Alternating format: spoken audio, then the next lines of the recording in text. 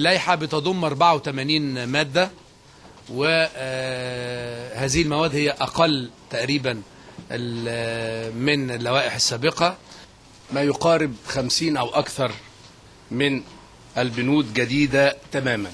وقد حرصنا في هذه اللائحة على توسيع مشاركة الشباب في مجالس الإدارات والمكاتب التنفيذية للأندية، كما راعينا في اللائحة انطلاقا من تعظيم دور الجمعيات العمومية التنازل عن البند الذي ينص في قانون الرياضة القائم على أنه من حق وزير الرياضة تعيين 2 من أعضاء مجلس الإدارة، وجعلنا جميع الأعضاء بالانتخاب. تشكيل مجلس الإدارة ليتكون من رئيس ونائب رئيس وأمين صندوق و5 أعضاء فوق سن 35، وبيتضمن ذلك إعادة منصب أمين الصندوق لتشكيل مجلس الإدارة، أيضا تخصيص 3 مقاعد للشباب تحت سن 35، وهذا لم يكن مقررا في السابق. المكتب التنفيذي برضو في بعض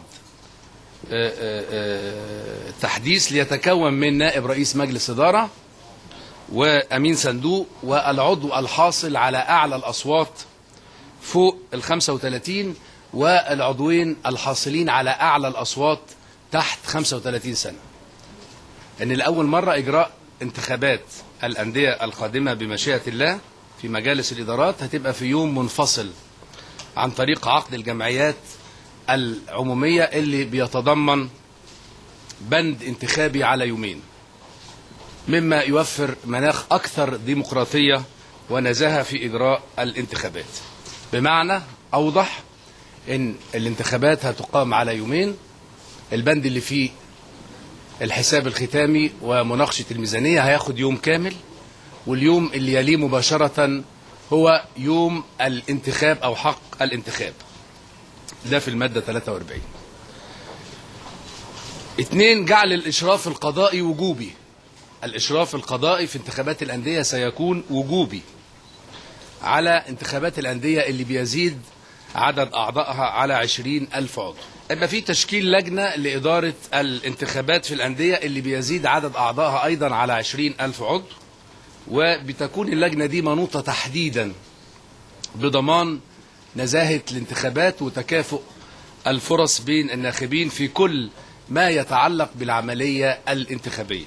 تم كمان إدخال نظام التصعيد، يعني في حال خلو مقعد في مجالس إدارات الأندية، وده طبعا لتقليص دور الدولة في عمل الأندية، وفي ذلك الوقت أيضا لضمان أن من يشغل المقعد الشاغر منتخب فعلا من الجمعية العمومية وممثلا لإدارة. في أيضا تعديل السنة المالية لتبدأ من أول يناير وتنتهي في آخر ديسمبر للتوافق مع أصول ومتطلبات المحاسبة المالية، ده تحديدا في المادة 31. اشتراط أن يكون أمين الصندوق حاصل على مؤهل عالي تجاري وشعبة محاسبة تحديدا، لأنه هو أيضا بيتحمل مسؤولية أمانة الصندوق في الأندية، فبالتالي لابد أن يكون صاحب اختصاص، والعملية ما بقاش فيها الهواية ولكن يبقى فيها التخصص والاحترافية. أيضا منع مراقب الحسابات من الترشح لمجلس الإدارة لمدة 4 سنوات بعد انتهاء مدته.